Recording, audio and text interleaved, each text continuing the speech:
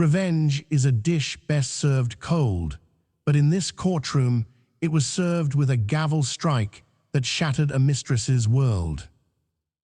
Casey stood in the pouring rain with her twin boys, scraping by on pennies, while the woman who stole her husband planned a victory party in a mansion that should have been hers. Casey thought she was walking into court to be humiliated again. She didn't know that Richard had one final secret. When the judge read the last will and testament, the mistress didn't just gasp, she screamed. The reason why will leave you absolutely speechless. The envelope felt heavy in Casey Thompson's hands, heavier than the soaked grocery bags cutting into her wrists or the weight of the 7-year-old twins clinging to her legs. It was made of thick, cream-colored cardstock, the kind that screamed money. The kind of paper Richard used to buy for their anniversary cards before he became Richie, the real estate mogul, and she just became the baggage. It was raining in Seattle, a relentless gray drizzle that seeped into your bones. Casey kicked the door of their small, 2-bedroom apartment shut, the peeling paint on the frame sticking slightly. "Mom, I'm hungry," Liam whined, dropping his backpack on the linoleum floors. "Me too," Noah echoed, identical in every way except for the small scar on his chin from a playground fall. "Can we have pizza?" Casey looked at the boys, Richard's eyes staring back at her from innocent faces, and felt that familiar pang in her chest. It was a mix of overwhelming love and a sharp, jagged resentment. "Not tonight, guys. We have the pasta from yesterday. Go wash up." As the boys ran off, their footsteps thudding against the thin floorboards, Casey stared at the return address on the envelope. Pendleton and Associates, attorneys at law. Her breath hitched. Richard had been dead for 2 weeks. A massive heart attack at 45. She had found out through Facebook, of all places. A mutual friend she hadn't spoken to in years had tagged him in a memorial post. She hadn't been invited to the funeral. That was for the widow, or rather, the fiancée Jessica Alex. The woman who had been Richard's secretary, then his assistant, and finally, the reason Casey was a single mother working double shifts at the hospital just to keep the lights on. Casey's hands trembled as she tore open the seal. She expected a legal notice telling her to stop using his last name, or perhaps a final cruelty, a bill he had left unpaid in her name. Instead, it was a summons. "Dear Mrs. Thompson, you are hereby requested to attend the reading of the last will and testament of the late Richard J. Thompson. The reading will commence at 09:00 a.m. on Friday, November 12th, at the Superior Court of King County, under the supervision of the Honorable Judge Harland. Your presence is mandatory regarding the custody and trust. Provisions for the minors, Noah and Liam Thompson." Casey leaned back against the counter, the paper crinkling in her grip. Mandatory. She hadn't seen Richard in 3 years. The last time was in a lawyer's office, where he sat across a mahogany table, refusing to look at her, while Jessica sat beside him, checking her watch, as if destroying a family was taking up too much of her lunch break. He had agreed to the bare minimum child support, an amount that hadn't been adjusted for inflation or the twins' growing needs, and walked out. Why now? Why a court hearing? Usually, wills were read in a lawyer's office. A court hearing meant something was contested or something was complicated. Mom, Noah tugged on her sleeve. Are you crying? Casey quickly wiped her eyes, forcing a smile that didn't reach her eyes. No, baby. Just dust. Listen, on Friday, you and Liam are going to skip school. We have to go somewhere important. She looked around their cramped apartment. The leaky faucet, the pile of bills on the microwave, the worn-out rug. She had nothing to wear to a place like the Superior Court. She had sold her jewelry years ago. Is Dad going to be there? Liam asked quietly. He rarely mentioned Richard, but he remembered him. He remembered the time before the shouting. No, Liam, Casey whispered, crouching down to hug them both, inhaling the scent of rain and childhood. Dad won't be there. But we have to go say goodbye. She didn't tell them the truth, that she was terrified. Terrified that Jessica would find a way to take even the little pittance of child support away. Terrified that Richard used his last breath to twist the knife one more time. Friday morning was cold. The kind of cold that bit through Casey's thin wool coat, the one she'd bought at a thrift store 3 winters ago. She had ironed her best outfit, a navy blue skirt suit that was professional but clearly dated. It was a stark contrast to the gleaming marble floors of the King County Courthouse. She held Noah and Liam's hands tightly. They looked adorable in their pressed button-down shirts, their hair combed flat with water. They were the only thing in her life that felt successful. Mrs. Thompson, Casey turned to see Arthur Pendleton. He was an older man, shaped like a bulldog, with jowls that shook when he spoke. He had been Richard's lawyer for a decade. He was the one who had drafted the divorce papers. Casey expected a sneer, but Arthur's expression was unreadable. His grey eyes behind thick spectacles seemed almost sorrowful. No, that couldn't be right. Arthur Pendleton didn't have feelings. He billed by the hour. Mr. Pendleton, Casey nodded, keeping her voice steady. We're here, I see that, Arthur said, his voice gravelly. Please follow me. We are in courtroom 4B. Why a courtroom, Arthur? Casey asked, walking briskly to keep up with him. Why not your office? Arthur stopped and looked at her. Because, Mrs. Thompson, given the size of the estate and the competing interests, Judge Harland insisted on overseeing the probate personally to prevent immediate litigation. Richard's assets became significantly more complex in the last 18 months, competing interests. Casey knew exactly what that meant as soon as the double oak doors of courtroom 4B swung open. There she was.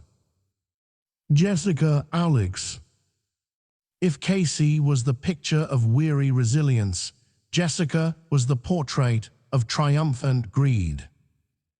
She was 28, 10 years younger than Casey, with hair dyed a platinum blonde that caught the fluorescent lights.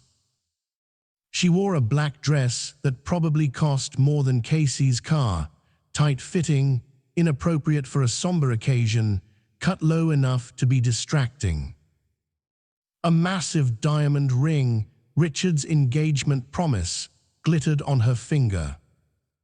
She was flanked by 2 lawyers of her own, slick men in Italian suits who were whispering into her ear.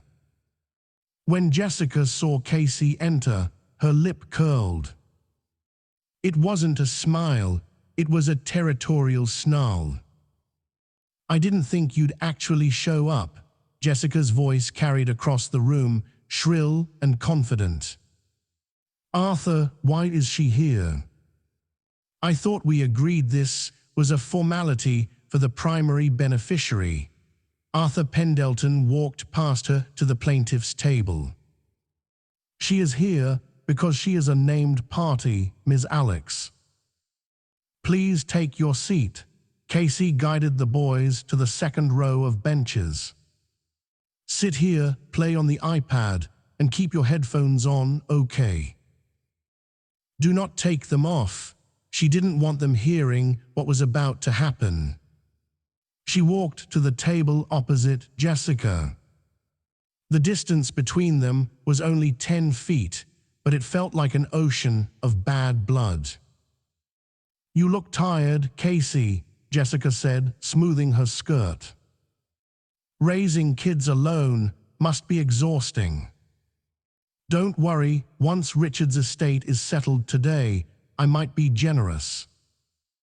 Maybe I'll send a check for their college fund." "If you ask nicely." Casey gripped the edge of the table, her knuckles turning white. "I don't want your money, Jessica. I'm here for my sons." "Richard's sons," Jessica corrected, examining her manicure. "Though he barely claimed them, did he? He spent the last 3 years building our life. He told me he regretted ever settling down so young. He wanted a life of freedom. Luxury. We were going to Cabo next month for our honeymoon." "He's dead, Jessica," Casey said coldly. "There is no honeymoon." Jessica's eyes narrowed. "I'm still his fiancée. I'm the one who was with him. I'm the one who made him happy. You were just the mistake he made in his 20s. All rise." The bailiff's boom cut through the tension like a knife. The side door opened and Judge Harland entered. He was a formidable man, known in the county for his zero-tolerance policy on courtroom theatrics. He adjusted his glasses and looked down at the files before him. He looked at Jessica, then at Casey, and finally at the 2 boys in the gallery with their headphones on. "We are here for the reading of the last will and testament of Richard James Thompson," Judge Harland said, his voice dry. "I understand there is some contention regarding the assets." One of Jessica's lawyers stood up. "Your Honor, we believe this is a straightforward probate. Mr. Thompson's intent was clear. He filed for divorce 3 years ago. Ms. Alex was his life partner. We expect the standard transfer of the estate to the surviving partner." "Sit down, counselor," Judge Harland said, not even looking up. "In this court we don't expect." We read. The judge picked up a document. It wasn't just one paper, it was a thick stack. "I have here a will dated January 14th, 2023, the judge began. Jessica smiled, nudging her lawyer. "That was 6 months ago. Richard was fully with her then. They were living in the penthouse." "However," the judge continued, pausing for effect, "I also have a codified addendum entered into the record by Mr. Thompson's attorney, Mr. Pendleton, dated 3 days before his death." The heir left the room. Jessica's smile faltered. "What? Arthur didn't tell me about an addendum." Arthur Pendleton kept his eyes forward. "Client privilege, Ms. Alex. 3 days before he died." Jessica's voice rose an octave. He was in the hospital. He was on medication.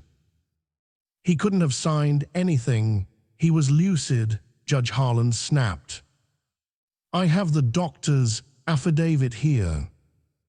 Silence or I will have you removed. Casey's heart hammered against her ribs. What had Richard done? Had he cut the boys out completely? Had he signed everything over to charity just to spite them both? The estate, Judge Harland read, valued at approximately $18 million, including the property at 4500 Lakeview Drive, the investment portfolio with Vanguard, and the vintage car collection. 18 million. Casey felt dizzy.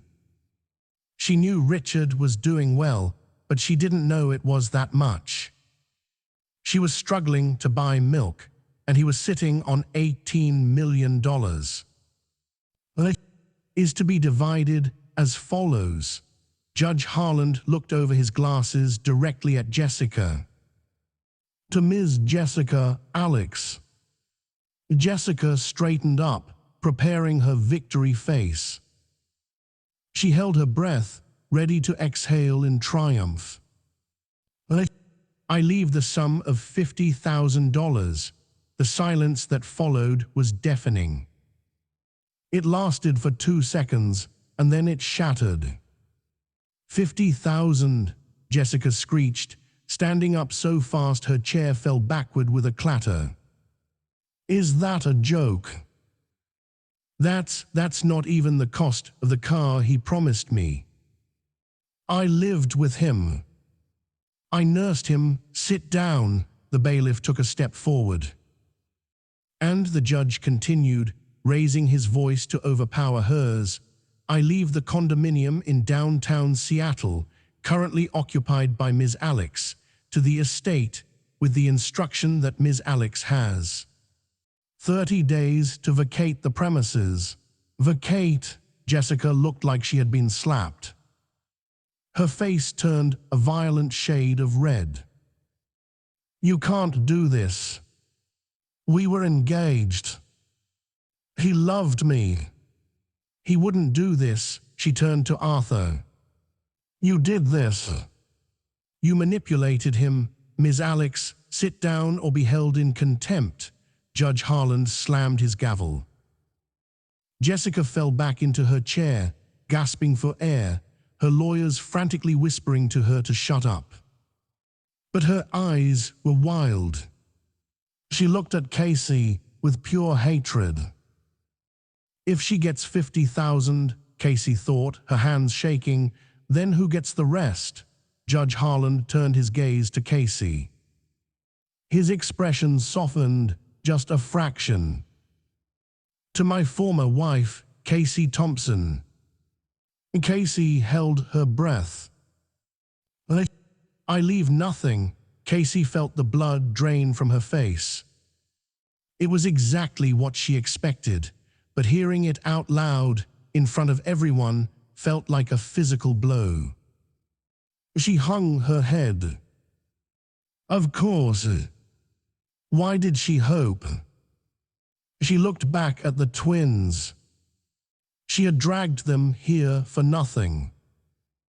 However, the judge said, a strange emphasis on the word. Casey looked up. The remainder of the estate, including the business holdings, the liquid cash, the life insurance policies, and all real estate properties, are to be placed into a trust. The judge turned the page. The sole beneficiaries of this trust are Noah Thompson and Liam Thompson. Jessica let out a sound that was half scream, half sob.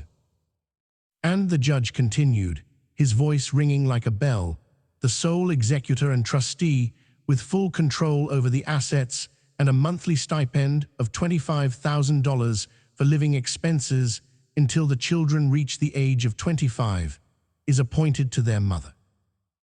Casey Thompson, the courtroom erupted.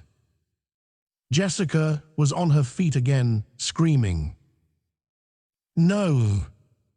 No, that's a lie. He hated her. SHES a nobody, order. Order, but the drama was just beginning. Because as Jessica screamed, Arthur Pendleton stood up and handed a small sealed letter to the bailiff. Your Honor, Arthur said, his voice cutting through the chaos. Mr. Thompson left a personal letter explaining his decision. He requested it be read only if the will was contested. Judge Harland took the letter. He looked at Jessica, who was panting, her mascara running down her face. Ms. Alex has clearly contested the will, the judge said.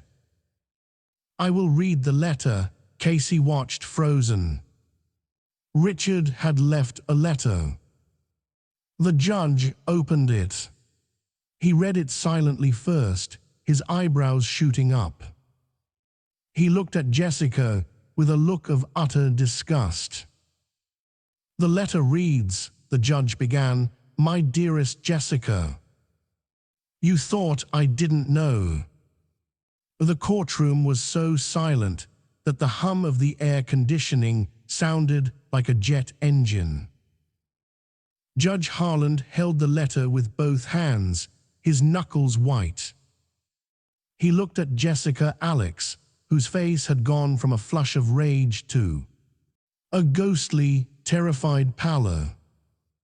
You want to contest the will, Ms. Alex? Judge Harland asked, his voice low and dangerous. You claim you were the loving, devoted fiancé who was unjustly cut out. Let us hear what the deceased had to say about that devotion. He began to read, his voice projecting to the back of the room where the bailiff stood with crossed arms. My dearest Jessica, if you are hearing this, it means you didn't accept the $50,000 and walk away. I knew you wouldn't. Your greed was always your most defining feature, second only to your narcissism. You thought I didn't know about Gavin. You thought I was just the sick, tired old man you could manipulate into an early grave while you planned your future with my former business partner. A collective gasp swept through the room. Casey's hand flew to her mouth. Gavin Reynolds was Richard's CFO. He was the man who had stood beside Richard at the company Christmas parties, smiling and clapping him on the back. Jessica began to shake. That's not true. He was hallucinating. The medication made him paranoid. Silence, Judge Harland roared. He continued reading. You were careless, Jessica. You thought because I was bedridden those last 3 weeks, I was deaf. You thought because I closed my eyes, I was asleep. But I heard you. I heard you on the phone in the hallway, laughing about how long it was taking for me to finally kick the bucket. I heard you tell Gavin that you couldn't wait to turn my office into a gym once you had the deed to the house. You called my children expensive baggage that you would cut loose the moment the earth covered my coffin. Casey felt a hot tear slide down her cheek. She looked at Noah and Liam, who were still oblivious, heads bobbing to their game. Expensive baggage. That was exactly what Richard used to say when he was stressed. Jessica hadn't just stolen him, she had poisoned his mind against his own blood. But the letter wasn't finished. I was weak, Jessica. I was a fool to leave a woman of substance like Casey for a mirage like you. But I am not a fool anymore. The $50,000 I left you. That is the exact amount you stole from my private safe on the night of October 14th, the night you thought I was in a coma. Consider that debt paid. You get nothing else. And Jessica, I suggest you look at the amendment to the deed of the house you are currently living in. It's not just in the trust. It's already been sold. The new owners move in on Monday. Pack your bags, the judge lowered the letter. He looked at Jessica with an expression of pure disdain. It seems, Judge Harland said dryly, that Mr. Thompson was quite lucid indeed. Jessica stood there, her mouth opening and closing like a fish out of water. Her lawyers were already packing their briefcases. They knew a losing battle when they saw one. This wasn't just a lost inheritance, this was public annihilation. Arthur, Jessica screamed, turning on the old lawyer. You knew. You sat there and let me mourn him for 2 weeks while you knew this. Arthur Pendleton finally looked at her. He adjusted his glasses, and for the first time, a small, cold smile touched his lips. I didn't see much mourning, Ms. Alex, Arthur said calmly. I saw a lot of shopping. I saw a lot of structural changes being ordered for a house you didn't own. And as for Gavin, well, you might want to call him. I believe he was terminated from the board of directors this morning for gross misconduct and breach of fiduciary duty. Richard was very thorough in his final days. Jessica let out a shriek of pure frustration. She lunged toward the table, grabbing the glass pitcher of water and hurling it at the floor. It shattered, sending shards of glass and water across the polished wood. Bailiff, Judge Harland barked. Remove this woman from my courtroom immediately. And charge her with contempt. 2 burly officers stepped forward.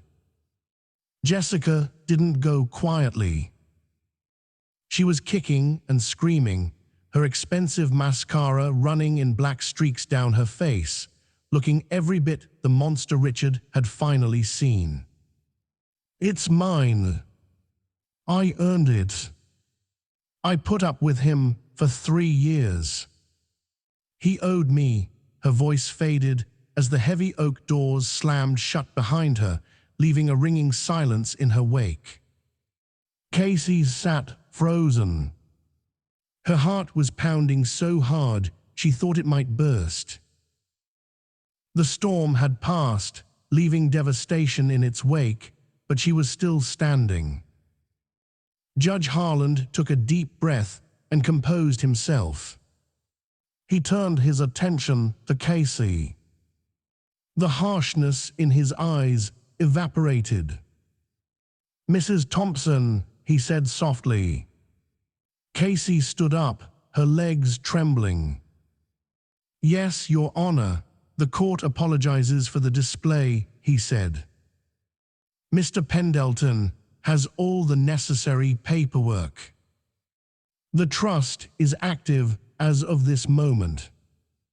The stipend will be deposited into your account by noon today. The keys to the estate, not the penthouse Ms. Alex was in, but the main estate in the Highlands, are with Mr. Pendleton. Casey nodded, unable to speak. One last thing, Judge Harland said. He picked up the letter again. There is a postscript. For you, Casey gripped the edge of the table. For me, yes. It says, Casey, I know sorry doesn't fix the roof or put food on the table. I was a coward. I ran away because I felt small next to your strength. I chose easy over real. I don't expect you to forgive me. In fact, I hope you don't. But please, use this money to give the boys the life I was too selfish to provide. Tell them I loved them even when I didn't know how to show it. You were always the better parent. You were always the better person. Goodbye, Richie. Casey covered her mouth to stifle a sob. Richie. He hadn't called himself that in 10 years. That was the name of the man she married, not the tycoon who divorced her. Court is adjourned. Judge Harland banged the gavel. Arthur Pendleton walked over to Casey. He didn't offer a handshake, he offered a handkerchief. He wanted to call you, you know, Arthur said quietly. Near the end. But he was ashamed. He said he couldn't bear to hear the disappointment in your voice one last time. Casey wiped her eyes, pulling herself together. She looked at the boys, who had finally taken off their headphones, sensing the shift in the room. Mom, Liam asked. Is the bad lady gone? Yes, baby, Casey said, her voice stronger now. She's gone. Can we go home now? Noah asked. I'm hungry. Casey looked at Arthur. Then she looked at the check he was holding out to her. It was a cashier's check for $25,000, the first month's stipend. It was more money than she made in a year. Mr. Pendleton, Casey said, taking the check. I don't have a car that can make it up the hill to the Highlands estate. Arthur smiled.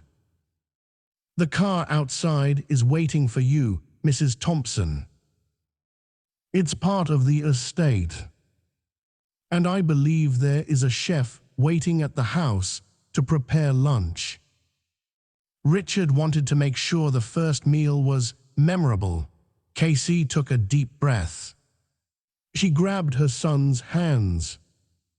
They weren't just walking out of a courtroom, they were walking out of poverty.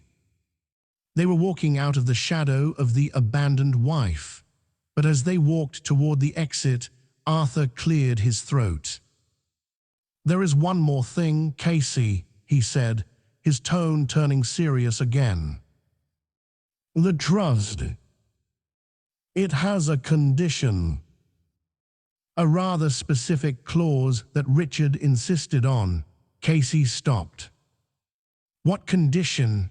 The money is yours to control, and the houses are yours to live in, Arthur said, glancing at the legal documents. But the control of the company, Thompson Enterprises, is currently in a precarious position. With Gavin fired and Richard gone, the board is unstable. Richard stipulated that you must take his seat on the board of directors immediately. Tomorrow morning, specifically, Casey laughed, a dry, humorless sound. Me? I'm a nurse, Arthur. I don't know anything about real estate or corporate boards. Richard knew that, Arthur said. But he also knew you have something the sharks on that board don't have. Integrity. And you'll need it. Because Gavin might be gone, but his allies are still there. And they aren't going to let an abandoned housewife take control of $1 billion empire without a fight. Casey looked down at her worn-out shoes. Then she looked at her sons. She remembered the nights. She went hungry so they could eat. She remembered the cold. She remembered the humiliation. She looked back at Arthur, her eyes hardening. What time is the meeting? Arthur grinned. 9 a.m. I'll have the car pick you up at 7. The corporate headquarters of Thompson Enterprises was a skyscraper of glass and steel that pierced the Seattle skyline. It was a monument to Richard's ambition, cold and imposing. Casey stood in the elevator, watching the numbers climb. 30, 40, 50. She wasn't wearing her thrift store suit today. Arthur had sent a stylist to the hotel where they stayed last night because Casey refused to go back to the damp apartment. She was wearing a tailored charcoal suit that fit like armor, her hair pulled back in a sleek, severe bun. She looked like a CEO. She felt like an imposter. Just remember, Arthur said, standing beside her. They expect you to be weak. They expect you to be emotional. They want you to sign over your voting proxy to the interim chairman and go back to being a rich widow. Who is the interim chairman? Casey asked. Marcus Sterling, Arthur said, spitting the name out like a curse. He was Gavin's mentor. He's been trying to buy Richard out for years. He's a shark, Casey. He smells blood in the water. The elevator dinged. The doors slid open to reveal a lobby that screamed intimidation. Secretaries hushed as Casey walked by.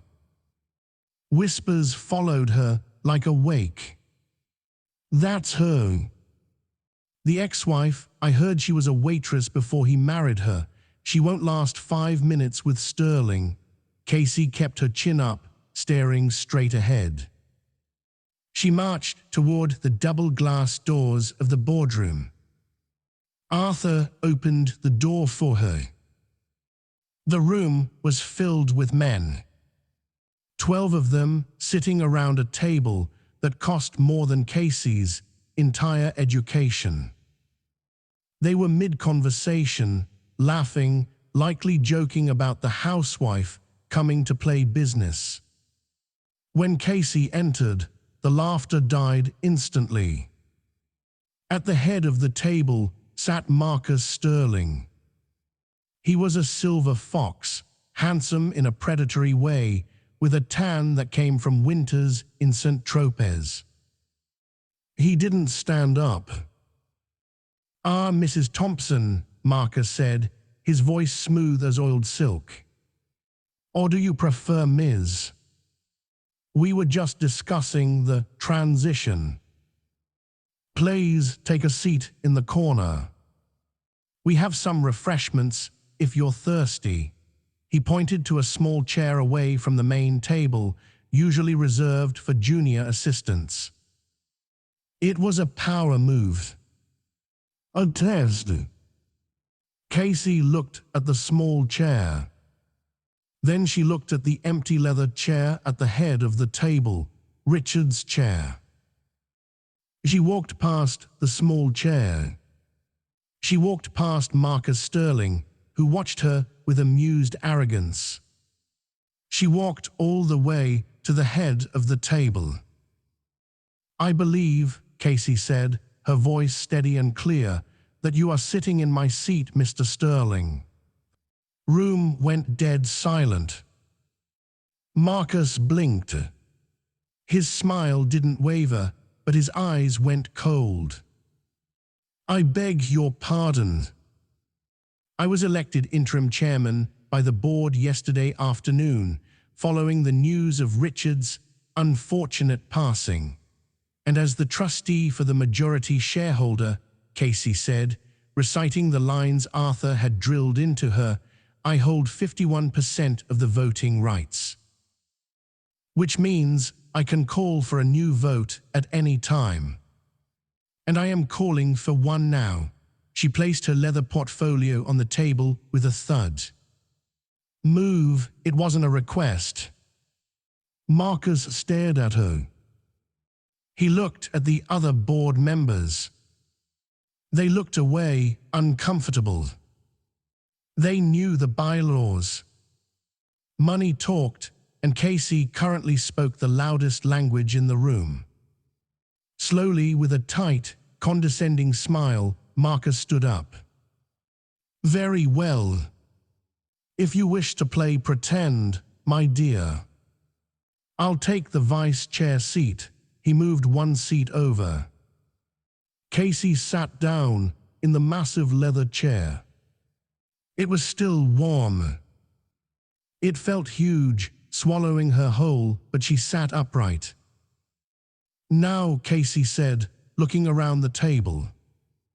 Arthur tells me that profits are down in the construction division, and that there was a plan to liquidate the employee pension fund to cover the losses. She looked at a man with a red tie, the head of HR. He paled. That ends today, Casey said. My son's inheritance will not be built on the broken backs of the workers who built this company. If we need to cut costs, we start with executive bonuses. Now wait just a minute, Marcus snapped. You can't just waltz in here and slash our compensation. This is a business, not a charity. You have no experience, Casey. Go back to nursing and let the men handle the finances. Casey turned to him.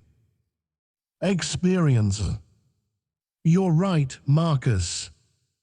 I don't have experience in corporate embezzlement, but I do have experience cleaning up messes. And from what I see in these files, she tapped the portfolio. This company is a mess. She leaned forward. And one more thing. I want a full audit of the accounts. Specifically, the consulting fees paid to a shell company in the Caymans owned by, let's see, Sterling Global. Marcus froze. You dig into that, Marcus hissed, his voice dropping to a whisper, and you will regret it. You think Richard was tough. You have no idea who you are dealing with. We can bury you in litigation for 20 years. You'll be broken back in that trailer park before the ink dries on the audit. It wasn't a trailer park, Casey said. It was an apartment. And it taught me how to budget. Something you apparently never learned. She stood up. Meeting adjourned. The audit starts at noon. Anyone who tries to shred a document will be fired and prosecuted. She walked out of the room, her heart hammering against her ribs like a trapped bird. She kept her composure until the elevator doors closed. Then she slumped against the wall, exhaling a breath she felt like she'd been holding for an hour. You did good, Arthur said, a genuine smile breaking through his stoic face. They're terrified. Marcus threatened me, Casey said, her hands shaking. He's a bully, Arthur said. But he's a dangerous one. He won't stop at threats. We need to be careful, Casey. Especially with the boys. Richard had security for a reason. As if on cue, Casey's phone buzzed. It was an unknown number. She answered it. Hello, Mrs. Thompson, a deep, distorted voice spoke. Lovely performance in the boardroom. But you should really check on your kids. Schools can be such dangerous places these days. The line went dead. Casey's blood turned to ice. Martha. The school. We need to go to the school. Now the drive to Lincoln Elementary was a blur of terrified tears and adrenaline. Casey sat in the back of the Bentley, her hands gripping the leather armrest so hard her nails threatened to puncture the material. "Faster," she whispered. "I'm doing 80, Mrs. Thompson," the driver, a man named Cobb, said calmly.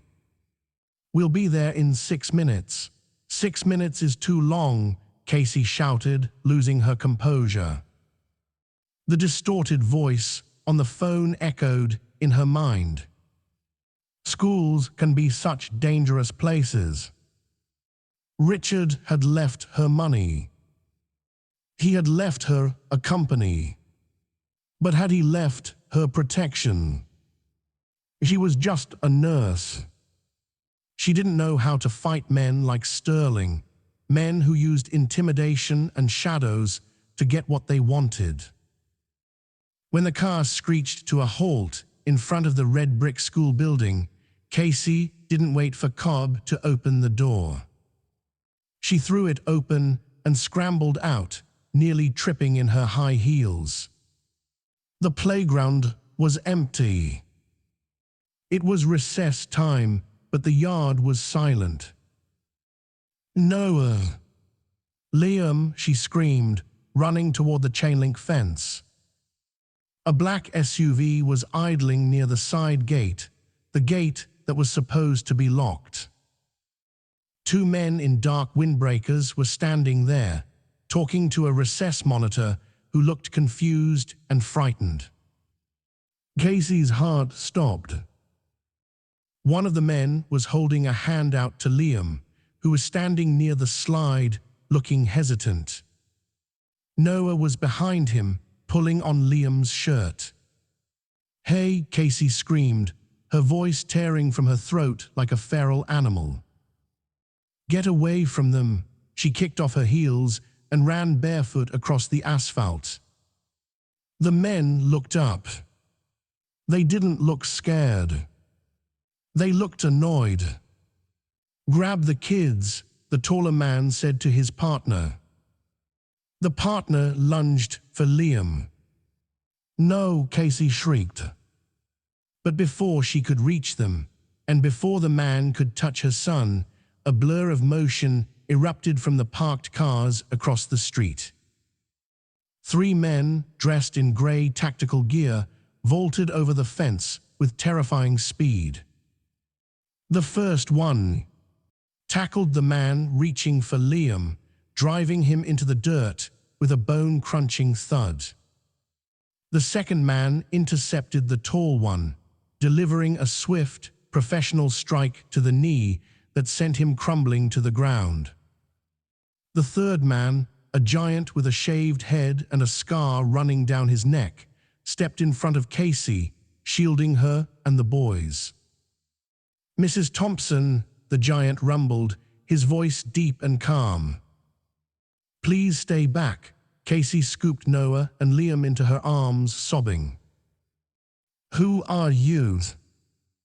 Who are you people?" The giant turned. He adjusted his earpiece. "Secure the perimeter. Police are 2 minutes out." He looked down at Casey. "My name is Sealers. I run the private security detail for Thompson Enterprises. Richard hired us 2 days before he died. He paid us triple to watch the boys, specifically." Casey looked at the men on the ground, groaning in pain. "Richard did this. He anticipated pushback from the board," Sealers said. "He told us that if anyone from the Sterling camp came within 50 feet of these kids, we had a green light to neutralize the threat. These 2 clowns are just hired muscle. Cheap thugs." Casey looked at her boys. They were shaken but unharmed. Liam looked up at Sealers with wide eyes. "Are you a ninja?" Sealers cracked a rare smile. "Something like that, kid." Casey stood up, wiping the tears from her face. The fear was evaporating, replaced by a cold, hard rage. Sterling had crossed the line. He hadn't just insulted her, he had threatened her children. He thought he was playing a game of chess with a weak, ignorant housewife. He was wrong. Casey pulled her phone out. She dialed Arthur Pendleton. "Arthur," she said, her voice dropping to a register she didn't know she possessed. "Casey, is everything all right?" "No," Casey said, watching the police sirens flash in the distance. "But it's about to be over. I want you to set up a meeting with the SEC and call the district attorney." "Casey, what are you planning?" Arthur sounded worried. "You need to be careful." "I'm done being careful, Arthur," Casey said, staring at the man writhing on the ground in zip ties. "Sterling wants a war." "Fine. I'm bringing the whole damn army.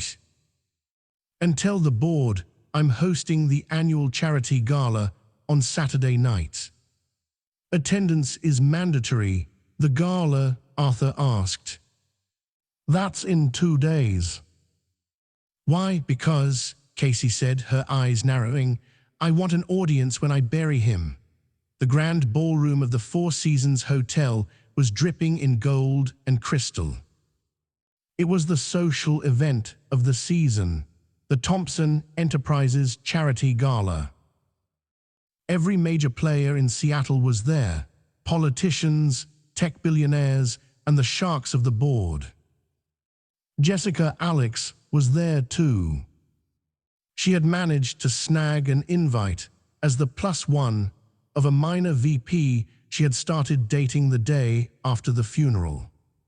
She wore a sparkling silver dress, trying desperately to look like she still belonged, though the whispers followed her everywhere. At the center table sat Sterling. He looked relaxed, sipping scotch, holding court with 3 other board members. He looked like a man who had won. He assumed Casey had been scared off by the incident at the school, that she was home, cowering, packing her bags. The lights dimmed. "Ladies and gentlemen," the announcer's voice boomed. "Please welcome the new chairwoman of Thompson Enterprises, Mrs. Casey Thompson." The double doors at the top of the grand staircase swung open. A hush fell over the room. Casey stepped out. She wasn't wearing a mourning black dress. She wasn't wearing a sensible business suit. She was wearing red. It was a gown of crimson silk that hugged her figure and trailed behind her like a river of blood. She wore diamonds around her neck, Richard's mother's diamonds, which Arthur had retrieved from the safe deposit box. She looked regal. She looked dangerous. She descended the stairs, sealers and 2 other security guards trailing her like shadows. Sterling's glass stopped halfway to his mouth. Jessica's jaw dropped. Casey walked straight to the podium. She didn't look at her notes. She looked straight at table number 1. Straight at Sterling. "Thank you all for coming," Casey said, her voice amplified, crisp and clear. "My late husband, Richard, built this company on a foundation of strength. But in his final days, he discovered that the foundation had cracks. Termites." The room went silent. People sensed blood in the water. "Some of you thought I was a weak woman," Casey continued, her eyes locking onto Sterling's. "You thought because I raised children, I couldn't handle wolves. But you forgot one thing. There is no creature on earth more dangerous than a mother protecting her cubs." She reached under the podium and pulled out a thick black binder. Sterling stood up, his face pale. Casey, this is neither the time nor the place. Sit down, Sterling. Casey's voice cracked like a whip, echoing off the walls. I have the floor. She opened the binder. I have here the forensic audit of Thompson Enterprises, completed this afternoon, Casey said. It details a scheme known as Project Skyline. It involves the diversion of $40 million of company funds into offshore accounts in the Cayman Islands. Gasps erupted around the room. Cameras flashed. The accounts, Casey read, are under the names of 3 shell corporations. All 3 are registered to one man. She looked up. Mr. Charles Sterling. Sterling knocked his chair over as he backed away. Lies. She's hysterical.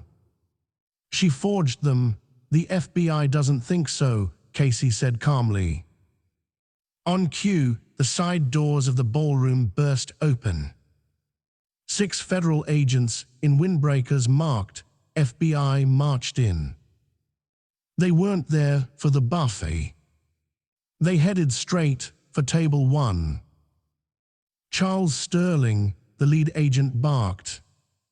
You are under arrest for wire fraud, embezzlement, and conspiracy to commit kidnapping. Kidnapping, the word rippled through the crowd. We found the wire transfer to the 2 men arrested at Lincoln Elementary, Casey said into the microphone, her voice trembling slightly with rage.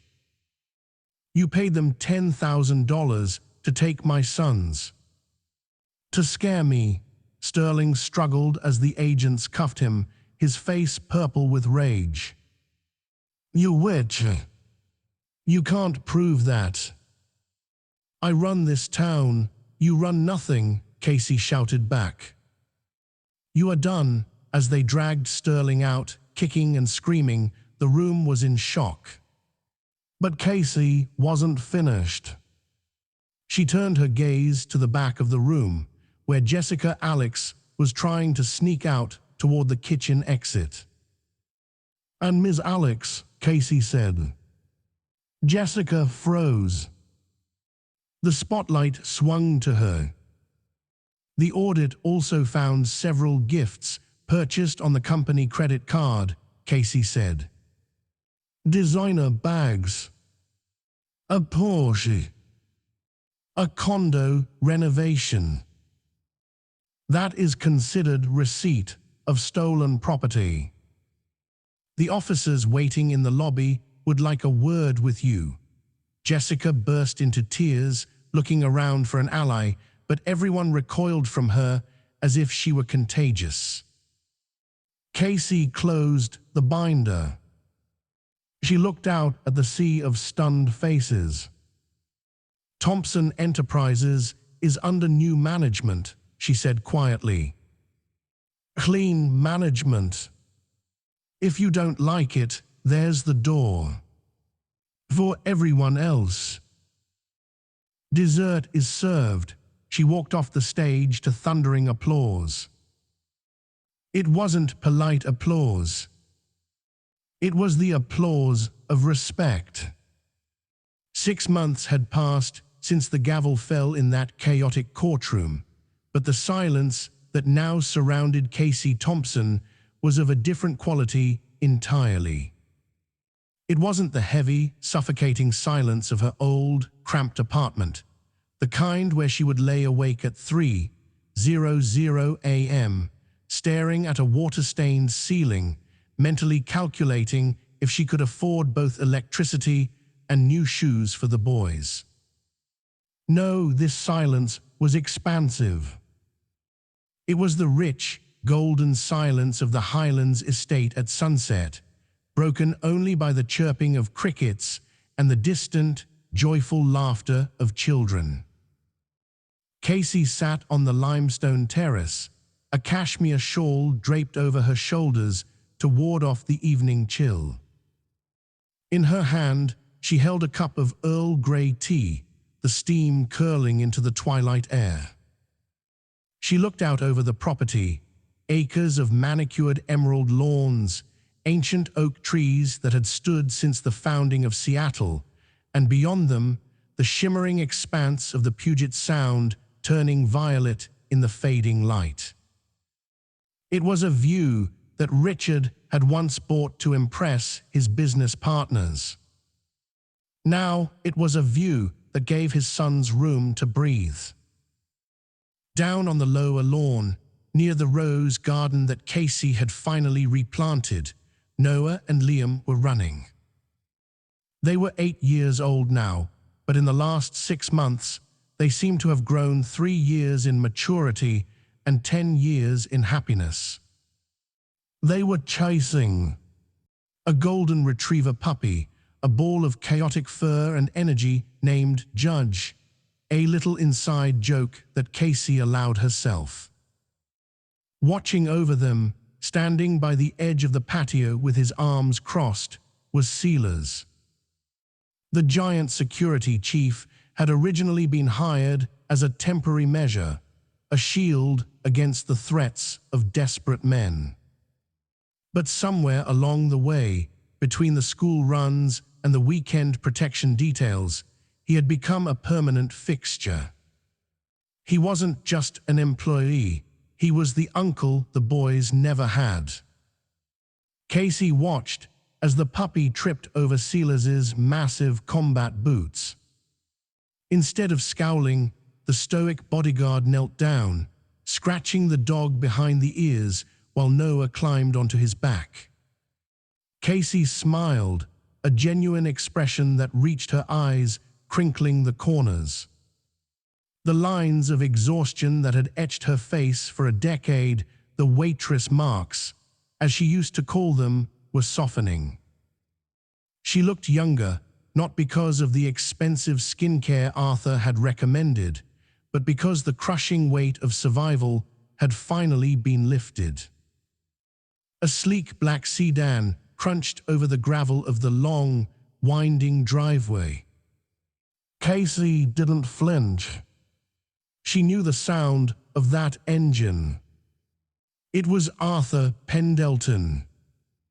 The old lawyer emerged from the car, carrying a leather briefcase that looked as worn as his face.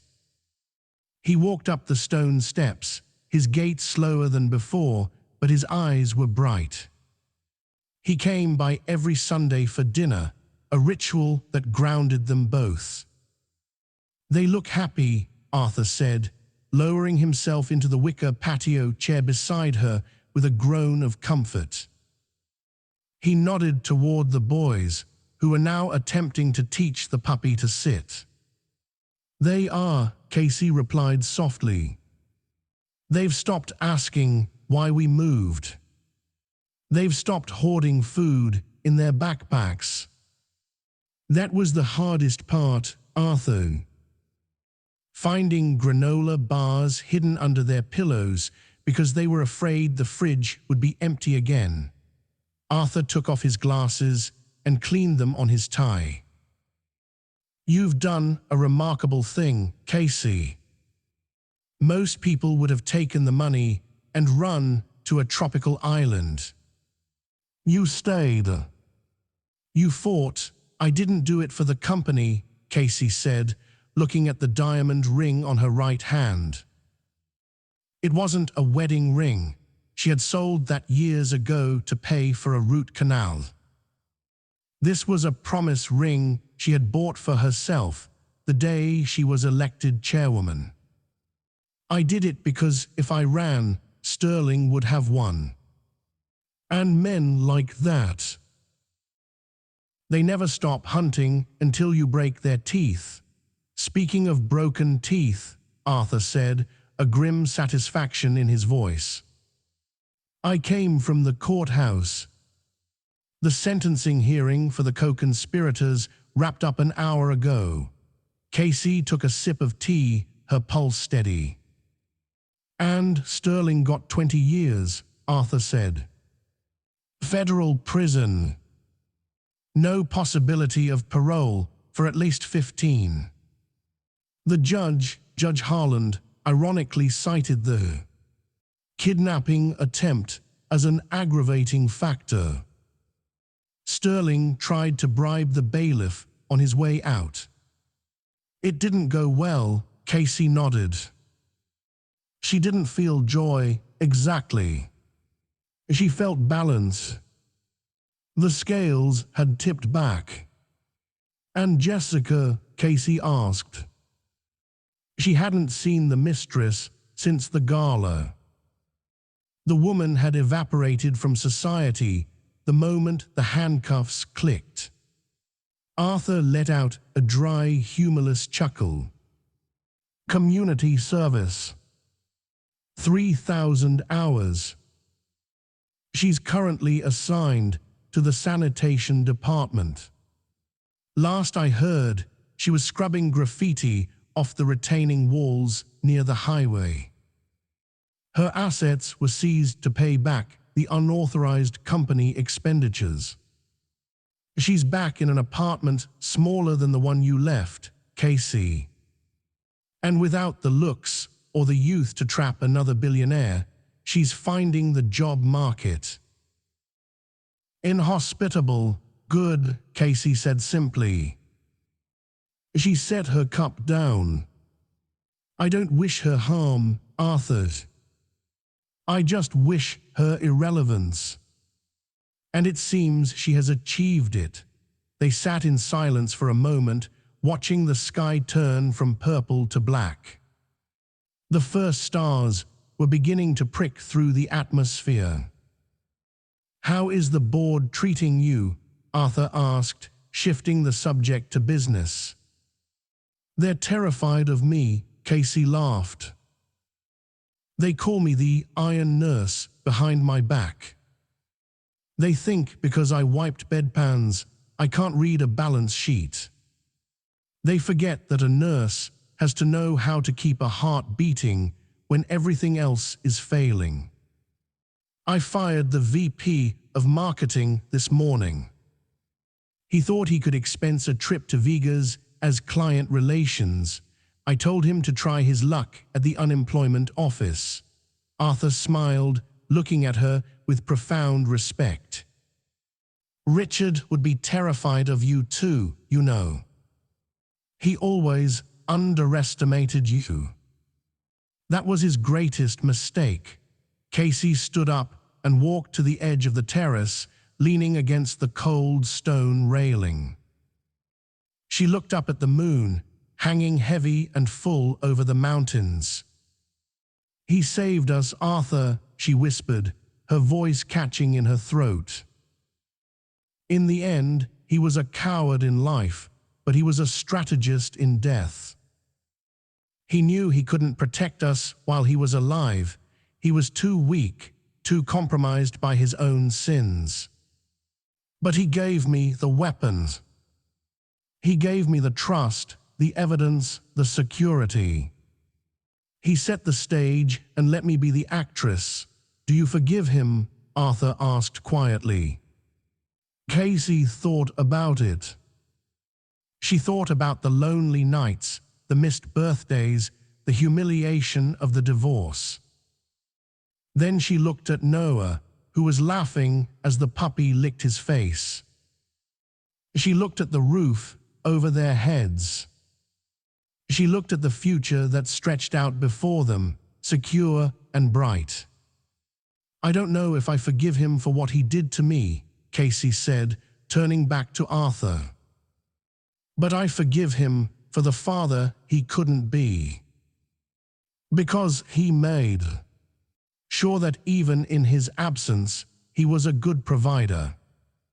And that's enough. Suddenly, a shout broke the reverie. Mom! Mom! Look, Noah came sprinting up the stone steps, breathless and flushed with excitement, the golden puppy nipping at his heels. Liam followed close behind, holding up a mangled, slobber-covered object. The dog ate Silas's shoe, Noah screamed with delight. He ate the laces right off. Casey looked down at the tactical boot in Liam's hand, then up at Sealer's, who was walking toward them with a lopsided grin and one shoeless foot. "He's a menace, Mrs. Thompson," Sealer's rumbled, though his tone was affectionate. "I'm going to have to dock his allowance." Laughter bubbled up inside Casey, a sound she hadn't heard from herself in years. It wasn't the polite, guarded laugh of a woman trying to keep up appearances. It was a deep, belly-shaking laugh of pure relief.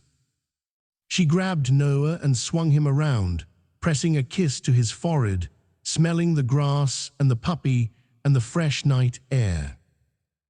"Well then," Casey said, putting him down and grabbing the ruined shoe. "I guess we'll just have to buy Sealers a new pair. Maybe two. We can afford it." She looked back at Arthur, her eyes shining in the porch light. "Stay for dinner, Arthur. We're having pot roast. And I think everything is going to be just fine." She turned and walked back into the warmth of the house, her sons and their chaotic dog trailing behind her. The abandoned wife, who had stood in the rain with a letter in her hand, was gone, buried alongside Richard.